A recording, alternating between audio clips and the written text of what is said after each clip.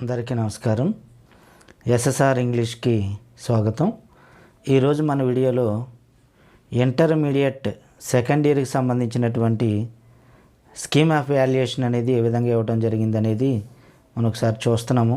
ఈరోజు వీడియోలో మనం బోర్డ్ ఆఫ్ ఇంటర్మీడియట్కి సంబంధించినటువంటి జనరల్ ఇంటర్మీడియట్ అయినటువంటి సెకండ్ ఇయర్ ఇంగ్లీష్ పేపర్ ఏదైతే ఉందో దానికి సంబంధించినటువంటి స్కీమ్ ఆఫ్ వాల్యుయేషన్ అనేది ఈరోజు మనం చూస్తున్నాము. ఇక్కడ చూడండి, ఇంగ్లీష్ పేపర్ 2 అంటే సెకండ్ ఇయర్ అనమాట. జనరల్ ఇది స్కీమ్ ఆఫ్ వాల్యుయేషన్ అనేది కనిపిస్తుంది మనకి. కొన్ని జనరల్ ఇన్స్ట్రక్షన్స్ అనేటువంటివి ఉన్నాయి దీంట్లో. అంటే మార్కులు అనేది ఏ విధంగా మనం అలర్ట్ చేయాలి అనేటువంటిది దీంట్లో కొన్ని జనరల్ ఇన్స్ట్రక్షన్స్ అనేటువంటిది ఇవ్వడం జరుగుతుందన్నమాట. దేనికి ఎలాగ ఇవ్వాలి, లేకపోతే కామెంట్ అనేది ఏ విధంగా రాయాలి, ప్రోజ్కి ఎలాగ ఇవ్వాలి, పోయిటరీకి ఎలాగ ఇవ్వాలి, ఈ యొక్క ఇన్స్ట్రక్షన్స్ అనేటువంటి దీంట్లో మనకి కనిపిస్తున్నాయి. చూడండి, దీంట్లో మనం చూస్తే యానిటేషన్స్ రాసేటప్పుడు నేమ్ ఆఫ్ ద పోయము ప్రోజు రాసినప్పుడు ఏమో 1 మార్క్ అని, పోయట్ కానీ రచయిత పేరు కానీ రాసినప్పుడు 1 మార్కు, అలాగే కాంటెక్స్ట్ రాసినందుకు 1 మార్కు, అలాగే మీనింగ్ రాసినందుకేమో 1 మార్కు. ఇక్కడ 4 మార్కులు అనేది ఏ విధంగా ఇవ్వాలి అనేటువంటిది దీంట్లో ఇవ్వడం జరిగింది. ఇక ఆన్సర్స్ అనేటువంటిది పారాగ్రాఫ్కి ఏ విధంగా అలర్ట్ చేయాలి అనేటువంటివి ఇక్కడ 60% అనేటువంటిది కనిపిస్తుంది మనకి కంటెంట్. అలాగే ఎక్స్ప్రెషన్స్ కూడా మార్కులు మీకు కనబడుతున్నాయి అనమాట. ఎక్స్ప్రెషన్స్కి 40% అనేటువంటిది ఇవ్వాల్సి వస్తుంది అనమాట. అంటే మనం రాసేటువంటి విధానాన్ని బట్టి కూడా, ఆ రైటింగ్ని బట్టి, లేకపోతే ప్రజెంటేషన్ బట్టి అవన్నీ కూడా మార్క్స్ అనేటువంటివి దీంట్లో ఉంటాయన్నమాట. లాంగ్వేజ్ సంబంధించిన పేపర్ కాబట్టి ఇది చాలామంది అడుగుతారు, నేను బాగానే రాశాను అని అంటారు. కానీ మన ఎక్స్ప్రెషన్ బట్టి దానికి సంబంధించిన మార్కులు కూడా ఉంటాయన్నమాట. ప్రజెంటేషన్ బట్టి కూడా మార్క్స్ అనేటువంటివి ఇవ్వడం జరుగుతుందన్నమాట. నెక్స్ట్ ఏమో మనకి క్వశ్చన్ పేపర్లో కూడా కొన్ని ఎలా రాయాలి అనేది కొన్ని ఇన్స్ట్రక్షన్స్ ఉంటాయన్నమాట. మీరు మొట్టమొదటిగా మనం చూస్తే ఇక్కడ ఎడిషనల్ షీట్స్ అనేవి ఏమి ఎవరని కనిపిస్తుంది కదా, ఈ బుక్లెట్లోనే రాయాలి. అక్కడ హ్యాండ్ రైటింగ్ షుడ్ బి కనిపిస్తుంది కదండి, లెజిబుల్ అనేటువంటిది కనిపిస్తుంది కదా. అంటే ఏం రాయాలంటే హ్యాండ్ రైటింగ్ అనేటువంటిది ఒక చదివేటువంటి విధంగా ఉండేలాగా రాయాలని చెప్పి దీంట్లో ఇన్స్ట్రక్షన్స్ ఉంటాయన్నమాట. అంటే పేపర్ దిద్దేటువంటి అర్థమయ్యేటువంటి విధంగా జాగ్రత్తగా చదివేటువంటి విధంగా రాయాలని చెప్పి కొన్ని ఇన్స్ట్రక్షన్స్ కూడా దీంట్లో ఉంటాయన్నమాట క్వశ్చన్ పేపర్లో కూడా. సరే, దీంట్లో ఆన్సర్లు ఏమి ఇచ్చారు అనేది మనం చూద్దాము. క్వశ్చన్ పేపర్లో ఏమేమి క్వశ్చన్లు ఇచ్చారు అనేటువంటిది ఆల్రెడీ మనం లాస్ట్ వీడియోలో చూసాము.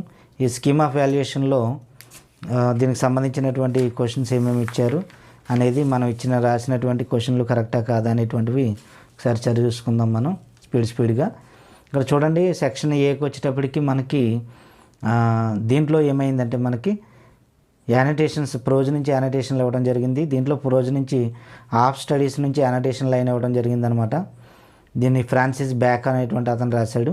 దీంట్లో ఆన్సర్లు అనేవి చాలా బ్రీఫ్గా ఉంటాయన్నమాట. అంటే ఇదే ఆన్సర్ రాయాలని కాదు, కానీ ప్రిపేర్ అవ్వాలని కాదు, కానీ అంటే అన్ని రకాల మెటీరియల్లో ఫాలో అవుతారు కాబట్టి, రకరకాల స్టూడెంట్స్ ఉంటారు కాబట్టి దీంట్లో ఉన్నటువంటి పాయింట్స్ అనేది ఆ మ్యాటర్లో వచ్చేటువంటి విధంగా చూసుకోమని ఇవి మనం ఒక హింట్స్ లాగా ఈ మ్యాటర్ అనేటువంటిది ఇవ్వడం జరుగుతుంది అనమాట. అంతేగాని ఈ సేమ్ మ్యాటర్ దాంట్లో ఎలా ఉందో ఈ చిన్న మొక్క సరిపోద్దేమో అని మీరు అనుకోవద్దు. ఇదేంటంటే ఒక హింట్ లాంటిది అనమాట ఇది. అంటే దీంట్లో ఉన్న ఈ పాయింట్స్ అనేవి వాటిలో మనకు ఉన్నటువంటి ఆన్సర్లో కనిపించేటువంటి విధంగా ఉండాలి అనేటువంటి ఉద్దేశం తప్ప ఇదే ఆన్సర్ అని కాదు. అంటే చూసినప్పుడు ఇది చాలా చిన్నగా ఉంది కదా, విద్యార్థులు అనుకోవచ్చు ఇది ప్రిపేర్ అయితే చాలేమో మనం అని అనుకోవచ్చు. కాదు, కానీ ఇదేంటంటే ఒక హింట్ లాంటిది అనమాట. ఇది ఒకసారి గమనించాలి విద్యార్థులు. ఇక్కడ రెండో చూడండి, మనకి సెకండ్కి వచ్చేటప్పటికి ఏంటంటే in celebration of being alive అనేటువంటి దాంట్లోంచి యానిటేషన్ లైన్ రావడం జరిగింది. దీన్ని క్రిస్టియన్ బర్నార్డ్ అనేటువంటి అతను రాశారు. అలాగే నెక్స్ట్ మూడవ దానికి వచ్చేటప్పటికి జేసీ బోస్ నుంచి ఒక యానిటేషన్ లైన్ ఇవ్వడం జరిగింది. ఇది ఆల్డాస్ హక్స్లీ అనేటువంటి అతను రాశాడు. ఇక లాస్ట్లో మనకి ఎవరంటే ఇది లెర్నింగ్ ఫ్రమ్ ద వెస్ట్ అనేటువంటిది ఇవ్వడం జరిగింది. Learning from the west NR Narayanamurthy రాసినటువంటి యానిటేషన్ లైన్ అనమాట. ఈ 4 ఆటల్లో ఏ అయినా 2 ఆటలకి మనం ఆన్సర్ రాయొచ్చు, అది మీకు ఆల్రెడీ తెలిసిన విషయమే. నెక్స్ట్ వెళ్ళేటప్పటికి మనకి సెక్షన్ దీంట్లోకి వచ్చేటప్పటికి రోమన్ నెంబర్ 2 రోమన్ నెంబర్ 2లో ఏమి ఇచ్చారో చూద్దాం. అంటే పోయిటరీ నుంచి యానిటేషన్లు అనమాట. The tables turned William Wordsworth రాసినటువంటిది. అలాగే ద బిల్డర్స్ అనేటువంటిది ఇచ్చారు. ఇది ఎవరు రాశారు? ఇది హెన్రీ వర్డ్స్వర్త్ లాంగ్ఫెల్లో రాసినటువంటి లెసన్ నుంచి వచ్చినటువంటి పోయం నుంచి వచ్చినటువంటి annotation line. Next Sarojini Naidu సంబంధించినటువంటిది ఒకటి ఉంది మనకి ఇక్కడ కనిపిస్తుంది, ఏ ఛాలెంజ్ టు ఫేట్ అనేటువంటిది సరోజిని నాయుడు రాశారు. ఇది వీటిలోంచి వచ్చినటువంటివి. ఇక లాస్ట్కి వచ్చేటప్పటికి ఎనీ ఉమ్మన్ అనేటువంటిది కూడా మనకు కనిపిస్తుంది. క్యాథరిన్ టైనాన్ రాసినటువంటి ఎనీ ఉమ్మన్ పోయం నుంచి ఒక యానిటేషన్ లైన్. ఈ 4 కూడా ఏవైనా 2 రాయడం జరుగుతుందన్నమాట. ఇక రోమన్ నెంబర్ 3లో మనం చూస్తే ప్రోజ్ నుంచి క్వశ్చన్స్ ఉన్నాయన్నమాట. పారాగ్రాఫ్ క్వశ్చన్స్ అనేటువంటి కనిపిస్తున్నాయి మనకి ఇక్కడ. ఈ పారాగ్రాఫ్ క్వశ్చన్స్ అనేటువంటివి దేని నుంచి? ప్రోజ్ నుంచి అనమాట. ఫస్ట్ది the secret of work, Swami Vivekananda రాసినటువంటి లెసన్లోంచి వచ్చినటువంటి ఒక క్వశ్చన్ ఒకటి. అలాగే ఆఫ్ స్టడీస్ నుంచి ఫ్రాన్సిస్ బ్యాకన్ రాసినటువంటి ఆఫ్ స్టడీస్ నుంచి ఒక క్వశ్చను. అలాగే మూడోది జేసీ బోస్ లెసన్ నుంచి ఆల్డస్ హక్స్లీ రాసినటువంటి ఆ లెసన్ నుంచి ఒక క్వశ్చన్ రావడం జరిగింది. ఇక 4వది ఇంకోటి ఏంటంటే in celebration of being alive. దీంట్లో మనకి 4వది కనిపిస్తుంది. In celebration of being alive నుంచి ఒక క్వశ్చన్ అనేది అడగడం జరిగిందనమాట. ఈ 4 ఏవైనా 2 రాసి ఉంటారు మీరు. ఇక నెక్స్ట్ 4th రోమన్కి వెళ్ళేటప్పటికి పోయిట్రీ నుంచి పారాగ్రాఫ్ ఆన్సర్స్ అనమాట. పోయిట్రీ నుంచి టేబుల్ స్టాండ్ నుంచి విలియం వర్డ్స్వర్త్ రాసినటువంటి టేబుల్ స్టాండ్ అనేటువంటి దాంట్లో నుంచి ఒక క్వశ్చన్ ఇవ్వడం జరిగింది. ఇక 2వది ఎనీ ఉమ్మన్ దగ్గర నుంచి క్యాథరిన్ టైనాన్ రాసినటువంటి ఎనీ ఉమ్మన్ అనేటువంటి పోయం నుంచి ఒక question. On his having arrived at the age of 23 అనేటువంటి దాని నుంచి ఒక క్వశ్చన్ అనేది ఇవ్వడం జరిగింది. ఇది మనకి ఈ on his having arrived at the age of 23 అనేది ఇక్కడ యాడ్ అయింది మనకి. ఇది యానిటేషన్లో మనకి కనిపించలేదు కానీ క్వశ్చన్లోకి వచ్చేటప్పటికి వచ్చిందనమాట. అలాగే లాస్ట్ది వచ్చేటప్పటికి ద బిల్డర్స్ రిపీటెడ్గానే వచ్చింది. ఇది విలియం వర్డ్స్వర్త్ లాంగ్ఫెల్లో రాసినటువంటివి. ఇక 5th రోమన్కి వెళ్ళేటప్పటికి మనకి నాన్ డీటెయిల్ అనమాట. 5th రోమన్లో the adventures of Tom Sawyer నుంచి non detail. Major incidents of the novel అనేటువంటిది ఒకటి అడిగారు, మేజర్ ఇన్సిడెంట్స్. ఇక 2వదేమో character analysis of Huckleberry Finn, అంటే హక్ యొక్క క్యారెక్టర్ ఒకటి అడిగారు అనమాట దీంట్లో, హకిల్బెర్రీ ఫిన్ యొక్క క్యారెక్టర్. ఇక 3వది టామ్ సాయర్ యొక్క క్యారెక్టర్ అడగడం జరిగింది. 3 ఏదైనా ఒకటి రాస్తే చాలు, 8 మార్క్స్ సంబంధించినటువంటి ఎస్సే అనమాట ఇది. ఇవన్నీ కూడా మనకి ఆల్రెడీ తెలిసినవి. ఇక గ్రామర్లో ఉన్నటువంటి కొన్ని సందేహాలు ఏవైతే ఉన్నాయో అవి మనం చూద్దాము. ఈ గ్రామర్కి సంబంధించిన సెక్షన్ బి అనమాట. ఇది బిలో కాంప్రహెన్షన్ అనేటువంటిది ఇక్కడ ఇవ్వడం జరిగింది. ఇక్కడ డొనాట్ నోట్ చూస్తే మనం డొనాట్ అవార్డ్ ఏ హాఫ్ మార్క్, ఇక్కడ దేనికి కూడా హాఫ్ మార్క్ అనేటువంటిది ఏమీ ఇవ్వలేదు, అందువల్ల హాఫ్ మార్క్ అనేటువంటిది ఇవ్వడానికి లేదు. చాలామంది క్వశ్చన్లు అడుగుతారనమాట, అంటే సగం ఆన్సర్ మేము రాసిన ఆన్సర్ కరెక్టేనండి, హాఫ్ మార్క్ వేస్తారా అని అడుగుతూ ఉంటారు. ఇక్కడ అటువంటివి ఉండవు, వేస్తే ఫుల్ మార్క్ వేయాలి, లేదంటే మొత్తం దాన్ని తీసేయాలి అనేటువంటి విధంగా మీరు ఇక్కడ ఆల్రెడీ నోట్ చూశారు. ఇక 1 మార్క్ ఆన్సర్లు అనమాట ఇవన్నీ కూడా. మొత్తం ఈ సెకండ్ ఇయర్కి సంబంధించినటువంటి సెక్షన్ బి దాంట్లో మనం చూస్తే గ్రామర్లో కొన్ని సెక్షన్లు 1 మార్క్ ఉన్నాయి. ఇది ఖచ్చితంగా 1 మార్క్ వేయాలి, లేదంటే కనుక మార్క్ అనేది అవార్డ్ చేయకూడదు, 0 అవార్డ్ చేయాలి. ఇక హాఫ్ మార్క్ అనేది వేయటానికి అనేది లేదనమాట. ఇక్కడ మీకు సగం రైట్ అయినా అది కన్సిడర్ చేసిన దాన్ని బట్టి ఉంటుందన్నమాట. ఇక రీడింగ్ కాంప్రహెన్షన్లో మనకి ఒక పాసేజ్ చూసాం మనం. ఆ పాసేజ్ ఏంటంటే ఏ మ్యాన్ కేమ్ టు హైదరాబాద్ అని చెప్పి అటెండ్ ఏ కాన్ఫరెన్స్ అని చెప్పి ఒక పాసేజ్ అనేది మనం చూడటం జరిగింది. ఇదిగో క్వశ్చన్ పేపర్లో ఏ man came to Hyderabad to attend A conference, he was visiting the city for the first time అని చెప్పి ఒక పాసేజ్ చూసాము. దానికి సంబంధించినటువంటి ఆన్సర్లు ఇక్కడ ఇవ్వడం జరిగింది. ఒకసారి చూడండి. ఫస్ట్ దానికి టు అటెండ్ ఏ కాన్ఫరెన్స్ అనేటువంటిది ఒకటి ఇవ్వడం జరిగింది. ఇక రెండోది చూడండి, రెండో క్వశ్చన్ ఏమి ఇచ్చారు దీంట్లో అంటే కనుక, రెండో క్వశ్చన్ మనకి చూస్తే ఈ పాసేజ్ సంబంధించిన దాంట్లో సర్ప్రైజ్డ్ అనే దానికి సెనానిమ్ అడిగారు అనమాట. సర్ప్రైజ్డ్ అనే పదానికి సెనానిమ్ అడగడం జరిగింది. ఇక్కడ ఆన్సర్లో చూడండి, పెర్ప్లెక్స్డ్ ఒకటి, బెలవర్డ్ అనేటువంటిది ఒకటి ఇవ్వడం జరిగింది అనమాట. పెర్ప్లెక్స్డ్, బెలవర్డ్ అనేటువంటిది 2 ఇవ్వడం జరిగింది. ఇంకా అంతేకాకుండా బ్రాకెట్లో కూడా ఒకటి ఇచ్చారు చూడండి, any other relevant answer can be considered. అంటే ఈ సర్ప్రైజ్డ్ అనేటువంటి పదానికి సంబంధించినటువంటి పర్యాయ పదాలు ఇవే కాకుండా ఇంకా ఏమన్నా ఉన్నట్లయితే కనుక వాటిని కూడా కన్సిడర్ చేయొచ్చు అనమాట. అంటే పొరపాటున మీరు ఈ రెండూ కాకుండా ఈ సర్ప్రైజ్డ్ అనే పదానికి వేరే పదం రాయొచ్చు మీరు. అప్పుడు అటువంటి వాటిని కూడా కన్సిడర్ చేస్తారు. మీరు ఇబ్బంది పడవలసిన పని లేదు. నేను వేరే ఆన్సర్ రాశానంటే అది కన్సిడర్ చేస్తారా లేదా అనేది మీరు ఒక సందేహం అనేది ఉండొచ్చు. కానీ ఇక్కడ ఇచ్చారు ఆల్రెడీ స్కీమ్ ఆఫ్ వాల్యుయేషన్లో any other relevant answer can be considered. ఆ సర్ప్రైజ్డ్ అనేటువంటి పదానికి సంబంధించి వేరే ఆన్సర్ మీరు రాసినప్పటికీ దాన్ని కన్సిడర్ చేయడం జరుగుతుందన్నమాట. నెక్స్ట్కి వచ్చేటప్పటికి మూడో దాని ఆన్సర్ చూడండి. టు క్యాచ్ 65 నెంబర్ బస్సు లేదా to catch A bus to the Charminar. ఆ రెండిట్లో ఏదైనా ఆన్సర్ రాయొచ్చు అనమాట. టు క్యాచ్ 65 నెంబర్ బస్సు కానీ to catch A bus to the Charminar కానీ రెండిట్లో ఏదైనా రాయొచ్చు. ఇక్కడ ఆర్ అనేటువంటిది పెట్టారు మీకు. ఈ రెండు ఆన్సర్లు ఏదైనా కరెక్టే. ఇక ఎస్ రాశారు ఇక్కడ. ఫస్ట్ దానికి ఎస్ రాసినా కరెక్టే. లేకపోతే the police officer gave right directions, ఇది రాసినా కరెక్టే. The police officer gave right directions అని రాసిన లేదంటే ఎస్ అనేది రాసిన కరెక్టే అనమాట. నెక్స్ట్ లాస్ట్ దాన్ని చూస్తే మనం స్టేట్ ట్రూ ఆర్ ఫాల్స్లో ట్రూ అనేటువంటిది ఉందన్నమాట ఆన్సర్. ఇది చూశారు కదా, ఇది ఈ రీడింగ్ సంబంధించినటువంటి పాసేజ్. ఇక 7th దాంట్లో రీడింగ్ కాంప్రహెన్షన్ ఒకటి ఉంది కదా మనకు, అదేంటి నాన్ డీటెయిల్కి సంబంధించినటువంటి పాసేజ్ అనమాట. ఈ the adventures of Tom Sawyer సంబంధించినటువంటి దాంట్లో passage the next day was Sunday, Tom wore clean Sunday clothes అనేటువంటి పాసేజ్ మనం చూసాం. దానికి సంబంధించింది ఫస్ట్ దానికి ఆన్సర్ దాంట్లో టు చర్చ్ అనేటువంటిది ఇచ్చారు మనకి, బుక్లో కూడా అలాగే ఉంది టు చర్చ్ అని. ఇక రెండవది వచ్చేటడికి బ్లాక్ బీటిల్, ఇది కూడా అలాగే ఉంది బ్లాక్ బీటిల్ అని రాయాలి రెండో దానికి. మూడోది చూడండి, ఇక్కడ ఆన్సర్లు అనేది మనకి టెక్స్ట్ బుక్లో లేనటువంటి ఆన్సర్లు కూడా కొన్ని ఇవ్వడం జరిగిందనమాట. ఇది ఒకటి మనం ఫోకస్ చేయాలి దీని మీద. బికాజ్ ఈ felt board in the church, ఇది అసలు ఆన్సర్గా మనం టెక్స్ట్ బుక్లో మనం చూసాము. అతనికి బోరు కొట్టింది, చర్చిలో బోరుగా ఉన్నందువల్ల అని చెప్పి అంటున్నారు ఇక్కడ. అంతేకాకుండా ఎక్స్ట్రా ఇచ్చారు ఇక్కడ టు మేక్ ఫన్ అనేటువంటిది ఎక్స్ట్రా ఇచ్చారు, లేదా to create disturbance. Any relevant answer, ఇక్కడ ఈ ఆన్సర్లో ఏదో రెలవెంట్ ఆన్సర్ అనేది ఇదే కాకుండా వేరేనా ఆన్సర్ అనేటువంటిది ఏదైనా మనం రాయొచ్చు అనమాట. ఈ felt board in the church కానీ టు మేక్ ఫన్ అని కానీ టు క్రియేట్ డిస్టర్బెన్స్ అని కానీ ఏదైనా రాయొచ్చు ఆన్సర్లని ఇవ్వడం జరిగిందనమాట. ఇక్కడ మనం ఏదైనా పొరపాటున వేరే ఆన్సర్ రాసినా అది సూటబుల్గా ఉంటే కనుక కన్సిడర్ చేయబడుతుంది అనమాట.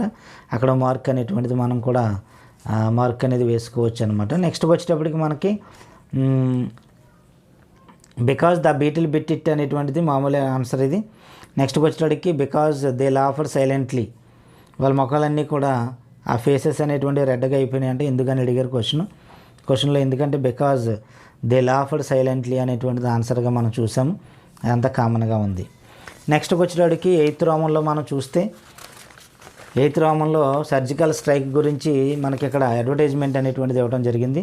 దీంట్లో కూడా కొన్ని డౌట్స్ ఉన్నాయి, డౌట్స్ కూడా క్లారిఫై అవ్వడానికి దీంట్లో అవకాశం కనిపిస్తుంది. చూడండి మనకి ఈ అడ్వర్టైజ్మెంట్ దాంట్లో చూస్తే మనకి ఇండియా, చైనా, పాకిస్తాన్ అనేటువంటిది రాశారు. అంతేకాకుండా ఇక్కడ బ్రాకెట్లు ఇచ్చారు చూడండి. Any 3 among the countries, any 3 among the countries, ఏమైనా 3 రాస్తే సరిపోద్ది దాంట్లో ఉన్నటువంటివి అంటున్నారు ఇక్కడ. ఆ విధంగా కూడా మనం చూసుకోవచ్చు ఆన్సర్ అనేది. ఇక రెండో దానికి వచ్చేటప్పటికి ఇండియా అనేటువంటిది రాసాము, రెండో దానికి ఇండియా. ఇక మూడోది చూడండి, టెర్రర్ లాంచ్ ప్యాడ్స్ అనేటువంటివి ఎక్కడి నుంచి అంటే 2 to 3 kilometers ఫ్రమ్ LOC అనేటువంటిది ఆన్సర్ ఒకటి. ఇక నాలుగోది వచ్చేటప్పటికి చూడండి, ఇక్కడ డౌట్ అనేది ఎక్స్ప్రెస్ చేశారు చాలామంది.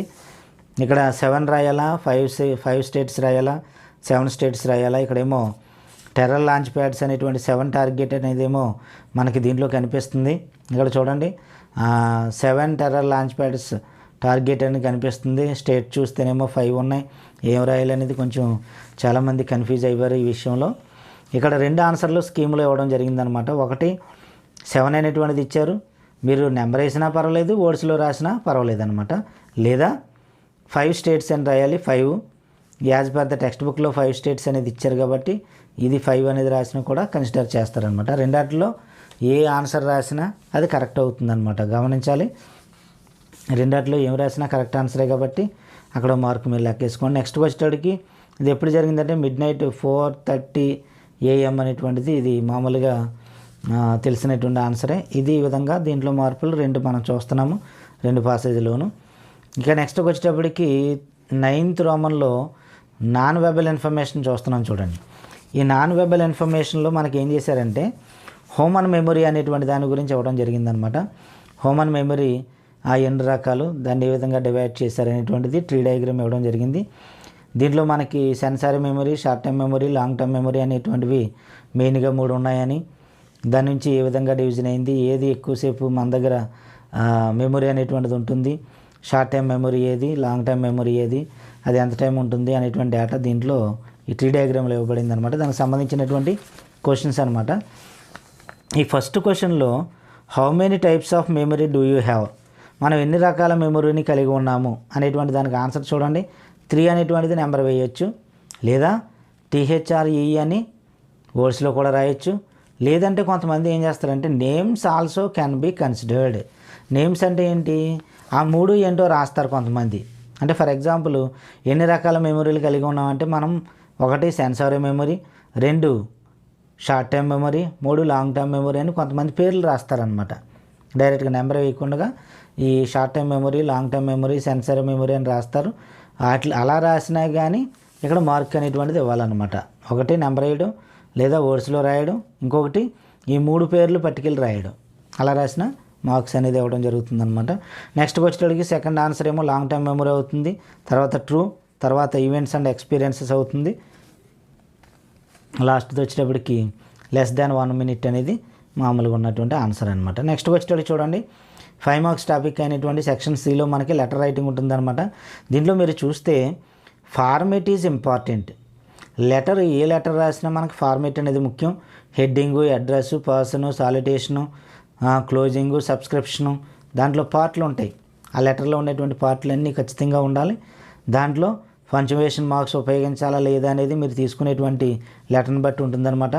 బాడీ ఆఫ్ ద లెటర్ ఎలా ఉండాలి, దాన్ని బట్టి మార్కులు వేయాలి అనేటువంటివి అన్ని ఇన్స్ట్రక్షన్స్ ఉంటాయన్నమాట దీంట్లో.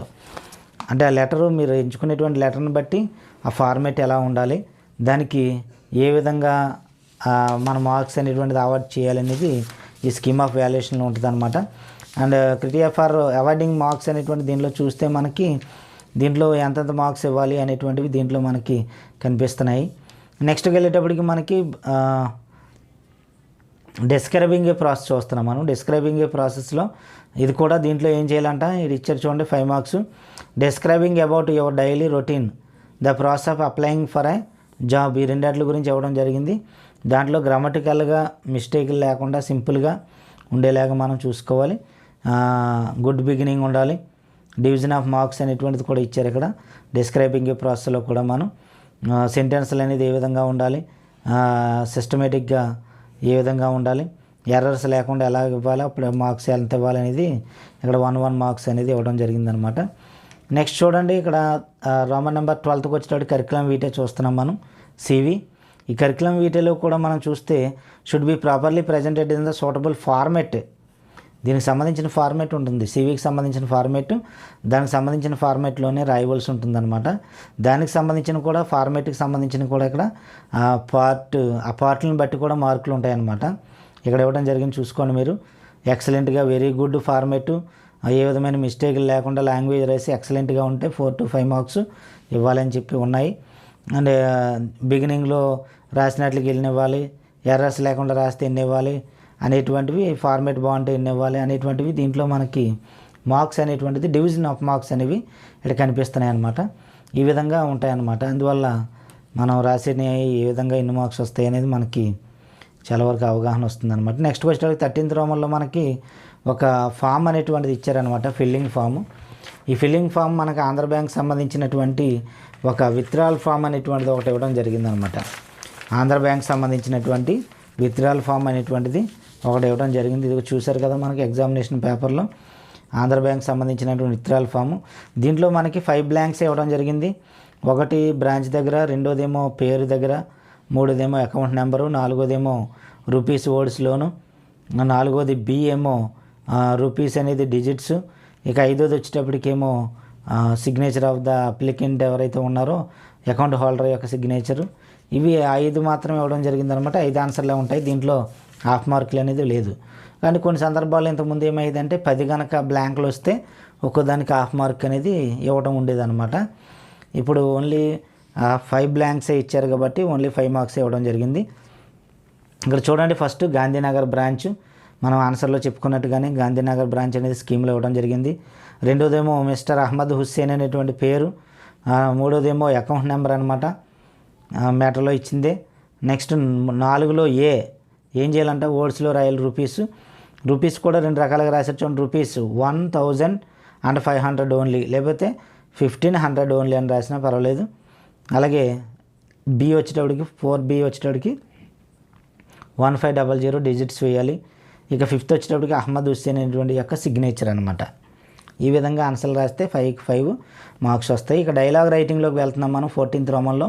ఈ డైలాగ్ రైటింగ్ అనేది ఏ meaningful dialogue with minimum 5 exchanges, అంటే 2 వ్యక్తులు మాట్లాడుకుంటారు కాబట్టి ఒక వ్యక్తి ఒక 5 మాటలు మాట్లాడినట్టుగా, ఒక వ్యక్తి ఏమో 5 సెంటెన్స్లు మాట్లాడినట్టుగా మనం ఈచ్ వన్ 5 ఎక్స్చేంజెస్ మాట్లాడినట్టుగా మనం రాయవలసి ఉంటుందన్నమాట. అంటే మీరు చూస్తే దాంట్లో దగ్గరగా 10 సెంటెన్స్లు మనకు ఫ్రేమ్ చేయాలన్నమాట. ఇంచుమించు 10 సెంటెన్స్లు ఫ్రేమ్ చేస్తాం. మ్యాటర్ని బట్టి ఇంకొంచెం పెద్ద మ్యాటర్ అయితే కనుక ఇంకొంచెం పెద్ద డైలాగ్ అనేటువంటిది ఉంటుందన్నమాట. ఆ డైలాగ్ అనేది ఎలా ఉండాలి, వాటి యొక్క విధానాలు ఏ విధంగా ఉండాలి, ఇచ్చిన దాన్ని బట్టి ఏ విధంగా రిలవెంట్గా ఇవ్వాలి అనేటువంటివి ఇక్కడ ఇవ్వడం జరిగిందనమాట. ఎలా రాయాలి అనేది. నెక్స్ట్ నోట్ మేకింగ్ చూస్తున్నాం మనం. 15th రోమన్లో నోట్ మేకింగ్ ఉంటుంది. Title should be given, it should be short and apt of extract అనేటువంటిది ఒక మార్క్ ఇచ్చారు. ఇక్కడ టైటిల్ అనేది చాలా సింపుల్గా ఒక పారాగ్రాఫ్ చదివి టైటిల్ పెడతాం. దాంట్లో ఉన్నటువంటి పాయింట్స్ ఏవైతే ఉన్నాయో వాటిని రాయాలని చెప్పి ఇక్కడ ఇవ్వడం జరిగిందనమాట. ఇది 15th రోమన్లో ఉన్నటువంటి నోట్ మేకింగ్ సంబంధించిందనమాట. ఈ నోట్ మేకింగ్ సంబంధించి మనకు 17 రోమన్స్ మాత్రమే ఉంటాయి కాబట్టి చూడండి, దీంట్లో మనకి ఏ విధంగా ఉండాలి, ఎన్ని మార్క్స్ ఇవ్వాలి అనేటువంటిది. ఇక్కడ మ్యాచింగ్ మీనింగ్స్ ఇచ్చారు. మ్యాచింగ్ మీనింగ్లు కూడా మార్పు ఏం లేదు ఆన్సర్లో. FEA BD అనేటువంటిది చూస్తున్నాం మనం. ఈ క్వశ్చన్ పేపర్లో కూడా చూసాం మనం. FEA BD అనేటువంటిది చూసాము. అలాగే దీంట్లో మనకి నెక్స్ట్ వచ్చేటప్పటికి స్ట్రెస్ అనమాట. ఈ స్ట్రెస్ అనేటువంటిది ఫస్ట్ స్టార్టింగ్ చేస్తే కనుక 1, 2, 3, 4, 5 వస్తున్నాయి అనుకున్నాం మనం. అంటే ఓన్లీ మనం ఏమి చదవకపోయినా ఓన్లీ స్టార్టింగ్లోనే మనం స్ట్రెస్ చేస్తే 5 మార్క్స్ ఈజీగా దీనిలో వస్తున్నాయి. స్కీమ్లో ఏమి ఇచ్చాడో మనం చూద్దాం ఒకసారి.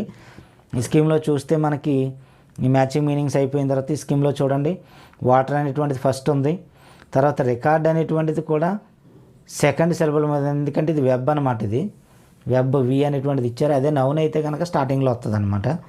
నెక్స్ట్ ఏమో ఎడ్జెక్టివ్ అయినా స్టార్టింగ్లో ఉంటుంది. ఎడ్యుకేషన్ అనేటువంటి దాంట్లో లాస్ట్ నుంచి 2వ సిలబుల్ మీద, అలాగే కాన్ఫిడెన్షియల్లో కూడా లాస్ట్ నుంచి 3వ సిలబుల్ మీద.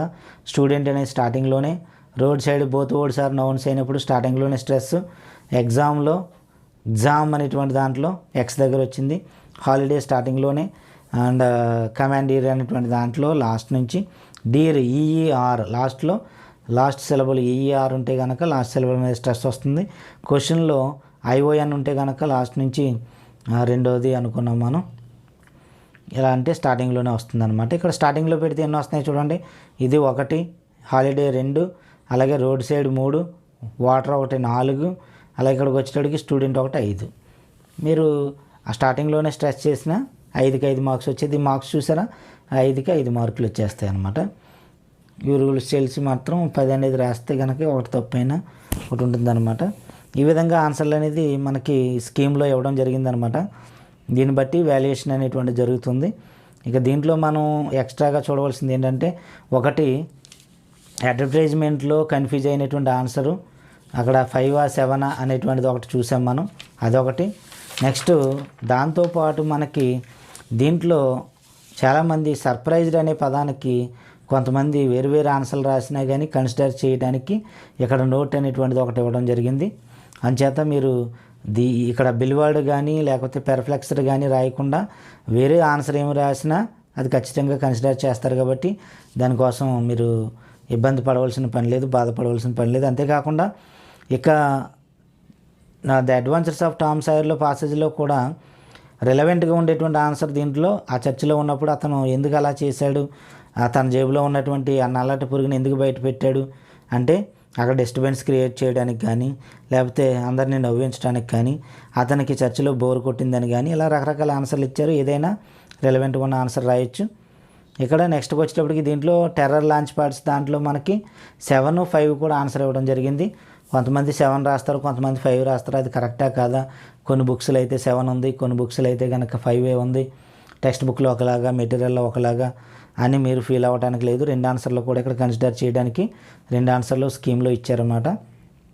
దాన్ని బట్టి మీకు ఎన్ని మార్క్స్ వస్తాయి అనేటువంటిది గెస్ చేయడానికి ఒక పూర్తి అవగాహన అనేటువంటిది దీని ద్వారా వచ్చింది అనుకుంటున్నాను నేను. ఈ వీడియో మీకు నచ్చినట్లయితే కనుక లైక్ చేయండి, షేర్ చేయండి. మరిన్ని వీడియోలు మేము చేయాలంటే కనుక మా ఛానల్ని ఇంకా సబ్స్క్రైబ్ చేయకపోతే కనుక సపోర్ట్ చేసి సబ్స్క్రైబ్ చేయండి. మీ ఫ్రెండ్స్కి షేర్ చేయండి. Thank you friends.